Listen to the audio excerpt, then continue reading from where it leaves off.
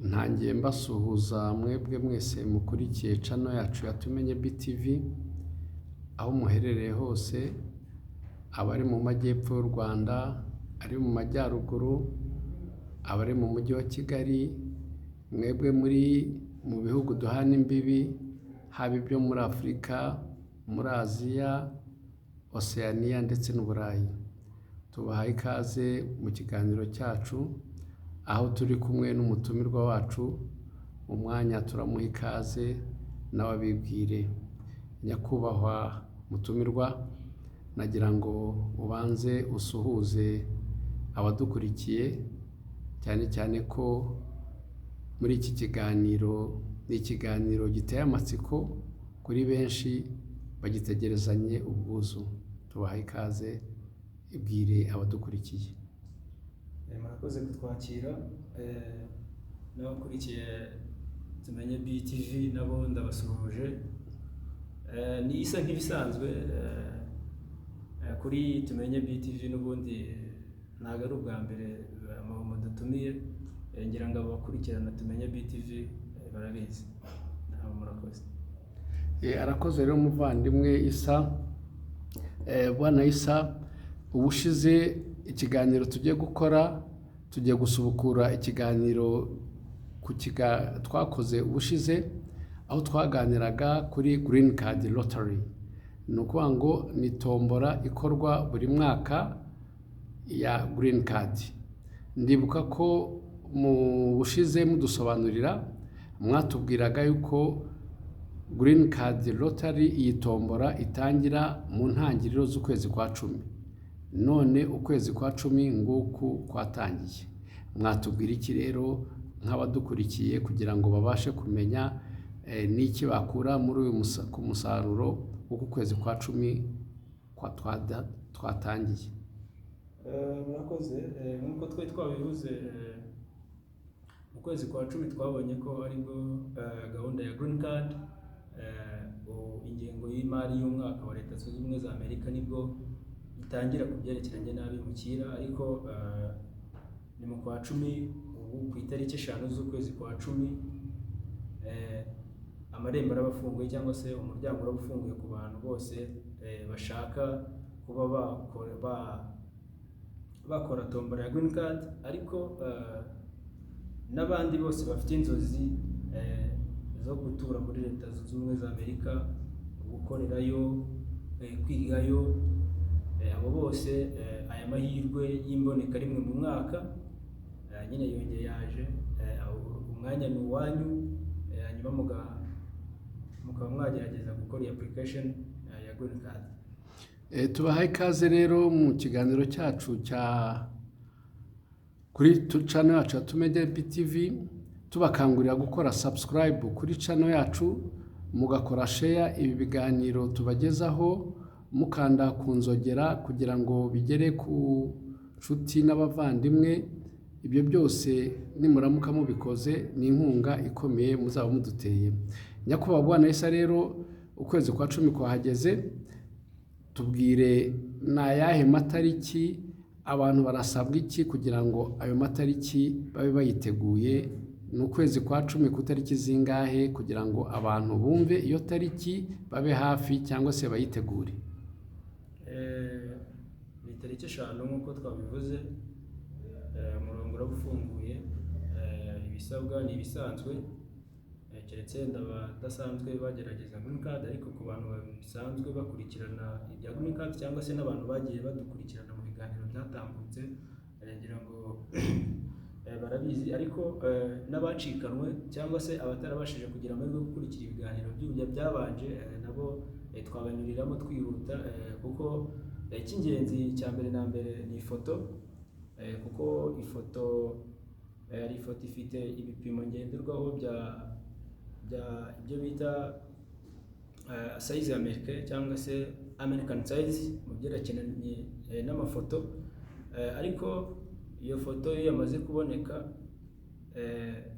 habakurikiyeho kuba ufite email imeze neza isanzwe ikora. Ikindi rero ni imyirondoro imyirondoro, aho wavukiye, itariki wavutseho, aho utuye, ndumva ari ibyo ngibyo ahanini. Noneho bakakubaza nyine n'iyo foto, ari nacyo cy'ingenzi. Noneho ku bantu bafite imiryango, ubwo aho ngaho twari dusobanuye ku bantu bafite, ku bantu bari single cyangwa se ku bantu b'ingaragu batarashaka nibo baba barebwa n'ibyo ngibyo. Noneho ku bantu bafite umuryango, tuvuge umuntu afite umugore n'umwana. Iyo umuntu avuze umuntu afite umugore n'umwana cyangwa se umuntu afite umugabo n'umwana, bisobanuye ko mugomba kuba mwaragiye kwa gitifu. Kwa gitifu, gitifu agakora iki? Gitifu akora ibyerekeranye no kuba no gusezerana. Ushaka kuvuga bukaba ari abashakanye byemewe n'amategeko, cyangwa gitifu ni ukwemeza iki? Urashaka kuvuga abantu bashatse byemewe n'amategeko cyangwa se nabo ni abagiye kwa gitifu, nibo barebwa n'ibyo ngibyo. Abataragiyeyo bo, buri muntu akora ku ruhande rwe, kubera ko urumva bo bariya ntabwo bareba, bo bareba impapuro, ntabwo bareba ibindi. Ntabwo ushobora kubabwira ngo ngiye ngo n'uwanjye, oya, bo bareba impapuro, ukaba ufite urupapuro rubyemeza yuko kuko mwagiyeyo. Abo ngabo urumva uba ugomba kugaragaza imyirondoro ye, ukagaragaza n'imyirondoro y'uwo mwana we. Ubwo rero uravuga ku berekeye abantu bazaba barashakanye byemewe n'amategeko, ubutegetsi bw'igihugu cyangwa se ubuyobozi bw'igihugu bubyemeza, berekana ibyangombwa by'uko umwe ari umugabo w'undi n'undi ari umugore w'undi. Bigafasha iki mu kwiyandikisha? Ni ukuvuga ngo ntabwo bo bababaza ibyangombwa, bo bababaza ni ukubivuga mu magambo. Ariko wowe ukaba witeguye ko isaha n'isaha cyangwa se umunota n'umunota mu gihe gahunda zawe zaba zifunze, wowe wahita ugaragaza nyine noneho impapuro, mu mpapuro, mu byangombwa, ukavuga uti noneho dore ibyangombwa ngibi bibyemeza mu gihe waba wabaye selected cyangwa se mu gihe waba wabaye selection cyangwa se mu gihe waba watoranyijwe. Nibwo iyo kuri etape ya mbere ni ukubivuga mu magambo, ariko etape ya kabiri wabashije gutoranywa, nibwo noneho ushobora batangira no kukubaza ibyangombwa bifatika, evidence nyine, urumva ibyangombwa atari kubivuga noneho mu magambo. Rero nyuma y'ibyo ngibyo wakurikiraho nyine ya mafoto, ifoto y'uwo mwashakanye n'ifoto y'abana, nimba mufite umwana umwe, nimba mufite abana bose mufite, mugomba no kugaragaza amafoto yabo. Hari ikibazo gikunze kugora abantu, yewe binavugwa ko ngo abantu bashobora kunanirwa gutsindira iyi tombora bitewe n'ifoto. Ese iyi foto ni ifoto imeze ite, ibiteye ite, ifotorwa gute, ni imashini ziyifotora, ni kamera zisanzwe, bimeze gute kuri iyi foto? Ni kamera isanzwe iyo ari yo yose. Icy'ingenzi ni uko igomba kuba yubahirije biriya bisabwa, harimo iyo size, harimo ibyo bita, ikaza ifite background y'umweru, ikaza ari ifoto nyine y'umwimerere itagize ikindi kintu ivangiye. Niya foto none se umuntu ashobora kwifotoza ifoto agaragaza umusaya umwe cyangwa imisaya yombi igomba kugaragara kimwe, n'uko wenda mu byangombwa bisanzwe bakubwira ngo amatwi yombi tube tuyareba, nayo niko bigenda, cyangwa umuntu ashobora no kugaragaza umusaya umwe? Imisaya yose igomba kuba igaragara, amaso agaragara neza, amatwi agaragara. Mu gihe ufite amatwi agaragara, mu by'ukuri ikaba ari ifoto ikugaragaza ibishobora kugaragarira n'umuntu wese wakureba. Ariko ku bantu yenda abantu bose ntabwo bashobora gukora iyo foto, ubwo abatashobora gukora iyo foto bashobora kuzabishyira muri comment aho hasi, cyangwa se bakaba banaduhamagara tukaba twabafasha mu byerekeranye no kuba babona iyo foto yujuje ibisabwa. Nyakubahwa Isa, rero watubwiye ko bizatangira ku itariki 5 z'ukwezi kwa 10 uyu mwaka. Bivuga ngo abantu barasabwa gukora iki, kwitegura iki? Uyu mwaka ubushize watubwiye ko ufite umwihariko, ni iki bakuyemo mu byasabwaga mu bushize, ari nacyo cyateraga impungenge abantu bose bageragezaga gusaba cyangwa se gukora itombora? Ni iki kugira ngo abantu bamare impungenge bityo bitabire iyi tombora ku bwinshi. urumva mbere mu myaka itambutse bajyaga babaza pasiporo. Pasiporo uyu mwaka ntabwo izakenerwa, ntabwo ari ngombwa. Urwandiko rw'abajya mu mahanga. Nta muntu uzigera uyikubaza. wowe nimba wujuje imyaka 18 y'amavuko, applying a green card. Nimba inzozi zawe ari ukujya muri Amerika, gukorerayo, guturayo, kwigayo, applying a green card. Kuko wujuje imyaka 18 y'amavuko. Umuntu ufite imyaka munsi ya 18 ntabwo yemerewe ku applyinga, bimeze gute? Umuntu ufite munsi y'imyaka 18 agendera kuri gahunda y'ababyeyi. Ababyeyi be nibo bashobora kumushyira muri dosiye yabo.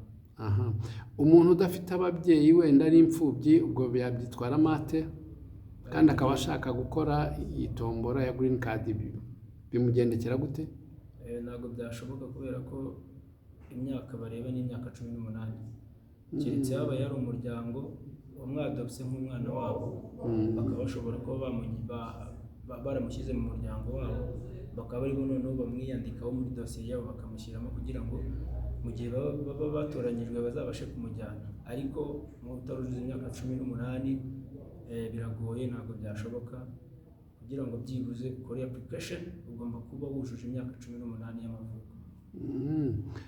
Nyakubahwa Bwana Issa, nagira ngo ikindi nanone, ese kugira ngo iyi green card ubwirwa n'iki ko byatangiye? Hari sinyare runaka, hari amatangazo runaka, hakorwa iki kugira ngo mumenye ko iyi tariki 5 green card byatangiye? Bifunguka gute, bigenda gute? Ni ukuvuga ngo ku bantu dusanzwe tuzi ku bintu byerekeranye na green card, urumva ni ibintu tugerageza gukurikirana mu buzima bwacu bwa buri munsi. Urumva rero byo bisanzwe bizi ko ifunguka ku itariki 5.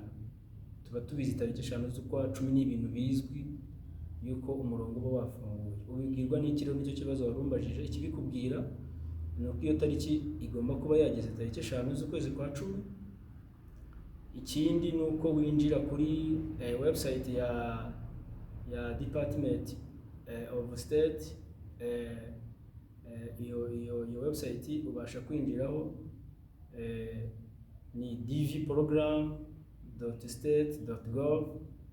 Iyo niyo website winjiraho ukabasha kuba wakurikirana ibyerekeranye n'iyo gahunda yose ya diversity visa, cyangwa se kuri visa zerekeranye n'abimukira, kubyerekeranye na tombora ya green card. Aho ngaho iyo waciye niho ushobora kuhita ubonera buri bintu byose, tubibona biba bitondetse, uburyo bacekinga result, uburyo bareba ibyo bita status muri aho bita muri ATNVC, ni National Visa Center, ku bantu babashije kuba selected, n'ibindi byinshi wuzuza ama DS form 216.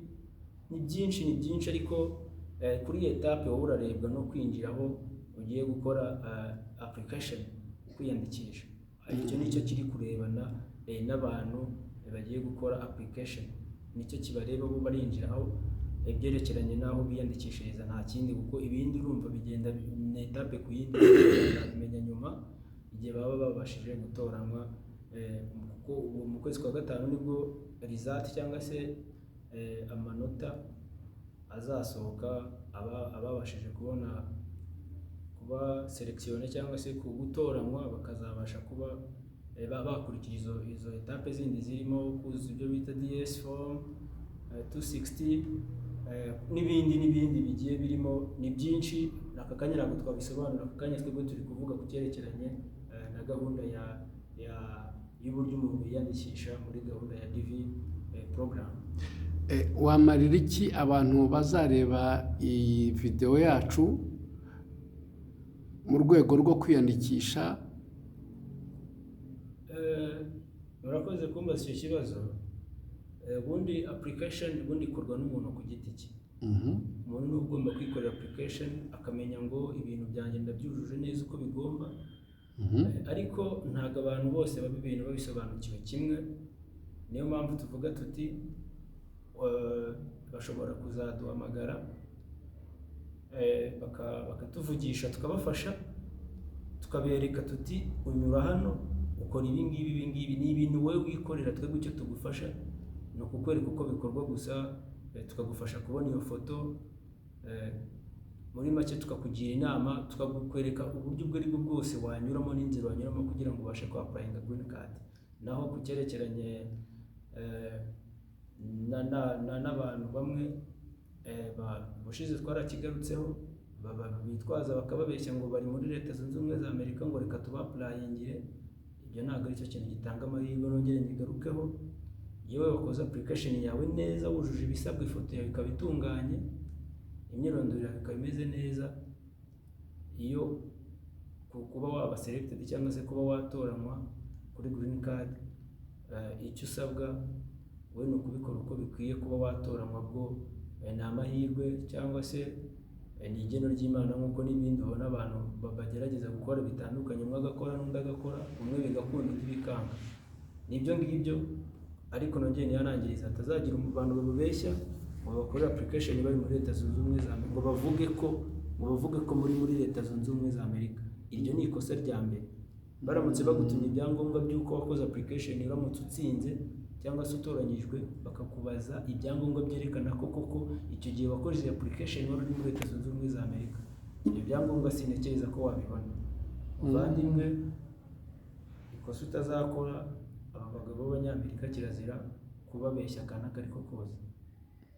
Iyo uzanye amanyanga muri gahunda ya Leta Zunze Ubumwe za Amerika, ni n'abazungu muri rusange bahita baguhanagura muri gahunda zabo.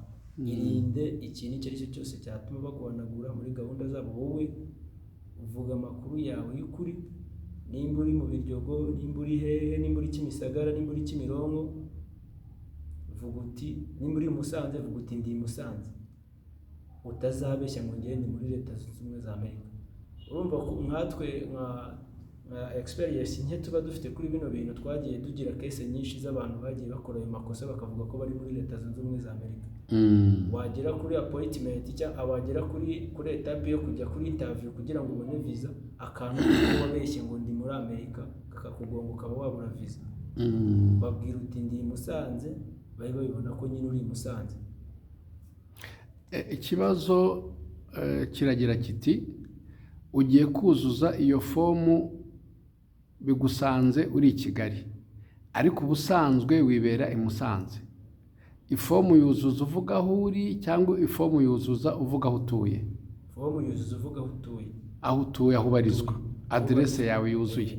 Kuko urugero ushobora kuva i Musanze watembereye i Kigali, ugahita uhura n'umuntu ugiye kukwereka uburyo wakora application, ugasanga rero urumva utuye i Musanze ariko ugaragaje ko wowe utuye i Kigali. Ayo ni amakosa. Kuko ari igihe, kuko aba bagabo kuri interview baba bari seriye cyane, baba bakanuye cyane.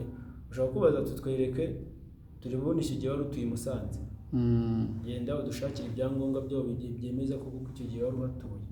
Yenda bashobora kutabikubaza, ariko uzajye nawe utekereza, urajya kubeshya ngo utuye i Kigali kandi utuye i Musanze ngo bigende gute? Urajya kubeshya ngo utuye muri Amerika kandi utuye mu Biryogo ngo bigende gute? Irinde ikintu icyo ari cyo cyose cyazakugonganisha na bano bagabo mu gihe waba ubashije kuba selected, kubera ko birababaza kuba selected ukabura visa. Ni ikintu cya mbere kibabaza. Nyabuneka urinde kuba wakora ikintu kirimo amanyanga, irinde kuba wakora ikintu udasobanukiwe. Niba ubona yuko wowe utabisobanukiwe neza, twegere cyangwa se wegere undi muntu ubisobanukiye kukurusha, abe yagufasha kugira ngo ubashe gukora ibintu by'umwimerere bizakugirira akamaro. Kuko nabundi gukora ikintu waba selected kitazakugirira akamaro, ntekereza yuko ari ukwibabaza. Ese muri uru rugendo rwo kujya muri Amerika, hari umugabane runaka ushobora kuba uri prioritaire kurusha undi, wenda ukavuga ngo Abanyafurika nibo bemerewe kujya muri Amerika kurusha Abanyaburayi, cyangwa se Abanyaburayi nibo bemerewe kujya muri Amerika kurusha Abanyafurika ku rwego rw'imigabane? Muri bino bya green card ni tombora. Abantu bashobora kwibwira yuko ari Abanyafurika gusa bakina green card, n'Abanyaziya, ariko muri rusange isi yose ikina green card. Ni Burayi n'abazungu b'i Burayi, muri rusange abantu batuye i Burayi nabo bakina green card bashaka kujya muri Amerika. Aziya nayo nuko, nk'igihugu cya Nepal Nepal buriya ni kimwe mu bihugu byo muri Aziya gikunda kugira abantu benshi cyane muri green card, baragenda buri munsi. N'izo za Afghanistan, ibihugu byose byo mu isi byose bigerageza applying green card, kandi iyo ubaye selected nyine ukaba wabasha kugenda muri Leta Zunze Ubumwe za Amerika. Naho nta gihugu ushinganwa upfa kuba igihugu cyanyu. Ndatekereza ko ntabwo bazana ibintu ngo babiture mu gihugu leta itabizi. Ndatekereza yuko leta baba bayibibwiye. Nta kigero runaka ku myaka uretse 18 watubwiye ko ku myaka 18 munsi ya 18 batemewe. Ese ikigero ntarengwa noneho bafatira bakavuga bati abarengeje imyaka runaka nabo ntabwo bemewe, bimeze gute? Nta kigero bafatiraho cy'imyaka. Watubwiye ko munsi ya 18 utemerewe kuba wako applyinga uri wenyine. Urumva umwana w'imyaka 18 nawe watekereza. Umwana uri munsi y'imyaka 18 aba nyine ari umwana. Tuvuge ndateka tubare kwa 15. Umwana 15 aka kanya tuvugana yisanze muri Leta Zunze Ubumwe za Amerika. Yaba hati. Cyambere hariya ntabwo bakwemerera gukora tujije imyaka 18. Urumva biba bisaba ngo nawe ugende kuko wujuje ibisabwa. Ushobora kuba wakora kuko hariya nyine ni ugukora. Ubuzima bwose urabizi, isi yose ni ugukora. Ntabwo abantu bashaka kumva ngo ni muri Leta Zunze Ubumwe za Amerika akumva ko nyine nageraho akagira ngo ni ibiryo bizajya bituruka mu ijuru bikaza. Oya, ntabwo ugomba gukora kugira ngo ube muri Amerika. Rero urumva nimba umwana w'imyaka 15 ageze muri Amerika icyambere aracyari muto, ntabwo yemerewe gukora. Urumva rero biragoye. Awe agomba kuba wujuje imyaka 18 kugira ngo ubashe kujya muri Amerika. Cyangwa se waba utayujuje, ababyeyi bawe bakaba bo bakwapplyinga se, cyangwa ababyeyi bakaba bakwiyandikisha nk'ababyeyi bawe, noneho bakagushyira muri dosiye yabo nk'umwana. Aho niho bashobora kukujyana mu gihe utaragira imyaka 18. Ariko kuri icyo ngicyo cyo kujyana umwana, byibuze imyaka bagarukiraho ni imyaka 21. Iyo urengeje imyaka 21 ntabwo uba ukibarwa mu muryango wanyu, icyo gihe ubarwa ukwawe. Niyo mpamvu aka kantu ngira ngo ngasobanure, umwana ufite imyaka 18 kugeza kuri 21 aba afite amahirwe abiri. Ihirwe rya mbere, aba afite amahirwe abiri cyangwa se ashobora kuba 3. Ihirwe rya mbere aba ashobora kwiapplyingira ubwe nk'umwana. Tuvuge nkawe Abdulaziz ukavuga uti njye Abdulaziz ngiye kwapplyinga njyenyine ku myaka 18 yanjye mfite. Noneho papa wanjye nawe ni applyinga azashyira muri dosiye ye nawe kuko ndi umwana we. Na mama ni applyinga nawe akire muri dosiye yiwe nk'umwana we. Urumva abateze imitego 3 ishobora gushibukamo umutego umwe igahita umujyana muri Leta Zunze Ubumwe za Amerika. Nuvuga ngo ku mwana ufite imyaka 18 kugeza kuri 21 ufite ababyeyi aba afite amahirwe 3 ashobora kumutwara muri Leta Zunze Ubumwe za Amerika. Tubonye ko ababyeyi bashobora kuzuza umuryango bashyiramo abana. Ese wowe mwana ntabwo wakwapplyinga ushyiramo ababyeyi, ushyiramo n'abavandimwe bawe? Ntabwo ibyo ngibyo ntabwo bishoboka. Ndavuga ngo ufite 18 ugashyiramo ababyeyi bawe, kuzajyana n'ababyeyi bawe. Ntabwo ibyo bishoboka. Ibyo ntabwo byo bishoboka. Ni ukuvuga ngo nta mwana ujyana umubyeyi, ahubwo umubyeyi ajyana umwana we. Nta nubwo yajyana abavandimwe be?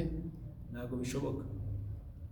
Uri imfubyi, ni wowe ureberera umuryango, ugeze igihe cyo kwapplyinga imyaka 18 21, uvuze ko ari barumuna bawe ukabandikisha nabo mukajyana.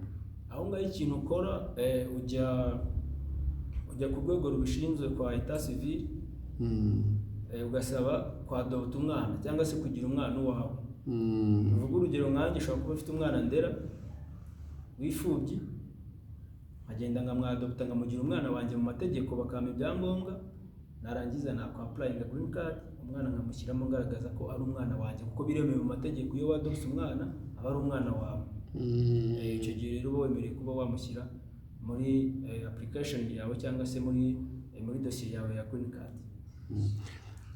Nyakubahwa Issa, nagira ngo rero mbere yuko tugera ku musozo w'ikiganiro, wamarira iki abantu bakurikira iki kiganiro n'ibiganiro byashize?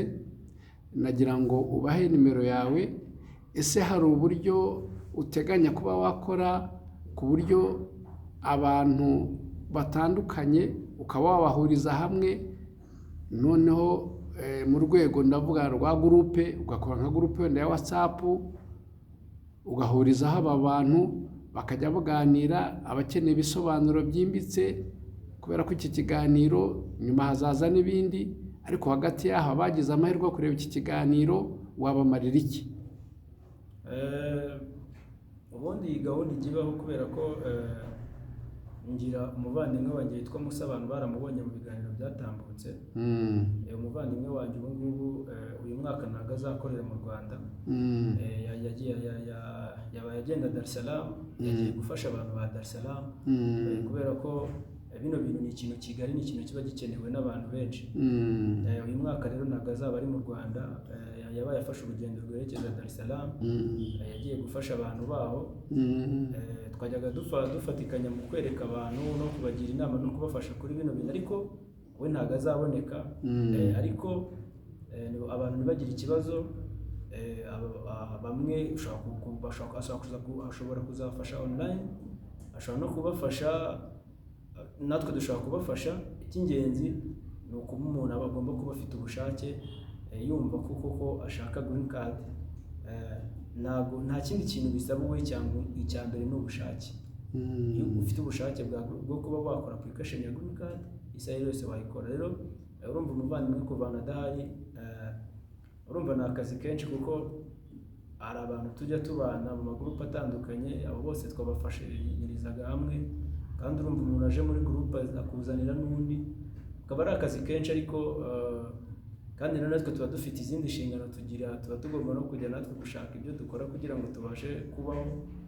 Tuba tugomba kujya gushakisha nyine, urumva ni ukubifatanya, ni ukwigomwa, gufasha abantu no gushaka no kujya gushaka imibereho y'ubundi buzima bwacu. Urumva ni ikintu gikomeye. Gusa ndabiteganya ko uyu mwaka nshobora kuzagira akazi kenshi, kubera ko urumva umuvandimwe ntabwo ahari, kandi hari umuntu ugorana online, ugasanga biri ngo birasaba ko muza guhura. Ese nta nsimburamubyizi musaba mu rwego rwo gufasha abantu mu kubuzuriza izo fomu? Urebye twebwe ntabwo tuvuga ngo turagira igiciro runaka dushyiriraho abantu. Gusa mwese murabizi nyine ubuzima ukuntu bwubakitse. Urumva interineti iragurwa. Urumva nimba ari ukujya gukora iyo foto, ibyo byose nyine ni uburyo busaba amafaranga, nyine ubwo bushobozi. Ariko twebwe ntabwo tuvuga ngo twebwe duca abantu amafaranga. Twebwe turagukorera application, tugagufasha. Wabona ko biri ngombwa, wavuga uti interineti yagiye, reka nanjye mbe na participa nkuko interineti ngenzeho. Cyangwa se urugero, urumva ushobora kumpamagara nagiye gushakisha, tuvuge nka Kimironko ni urugero, ukampamagara uri Kimisagara. Ushobora no kumpamagara ndi mu rugo aho ntuye mu Biryogo Nyamirambo, ugasanga urampamagaye ngo ningusange i Kanombe ngufashe. Urumva ibyo byose nyine ni ibintu biba bigomba kugira amafaranga bitwara. Urumva hakenewe iyo tike. Gusa twebwe ntabwo tugira ngo hari igiciro runaka, ariko icy'ingenzi twebwe ni ugufasha abantu, kubera ko iyo abantu batera imbere igihugu gitera imbere, natwe tuba dutera imbere. Kuko nimba umuvandimwe ateye imbere akava agakabya inzozi ze, akiga muri Amerika, agakora muri Amerika, agatura muri Amerika,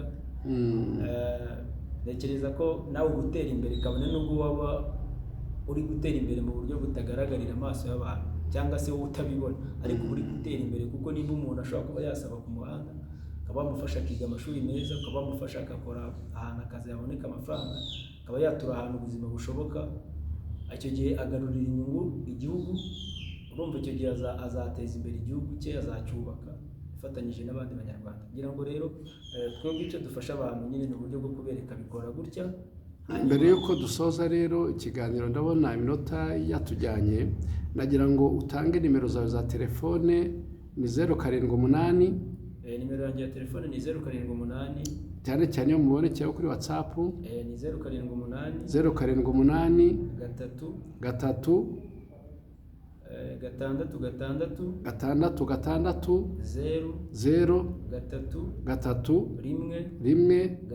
5. Iyo niyo nimero bashobora kutubonaho, nayo dukoresha kuri WhatsApp. Igihe icyo ari cyo cyose abantu bashobora kudusobanuza mu gihe ubona ko ari kiri kukugora, mu gihe uri gukora application ukimara kwinjira kuri dvprogram.usatel.gov, ukaba wagira nk'imbogamizi cyangwa se ibikunaniza, ushobora kuba wahita tuvugisha tukagufasha. Murakoze. Tubashimire rero mwebwe mwabanye natwe muri iki kiganiro, mutangire video muyirangize mukora subscribe kuri channel yacu Tumenye BTV.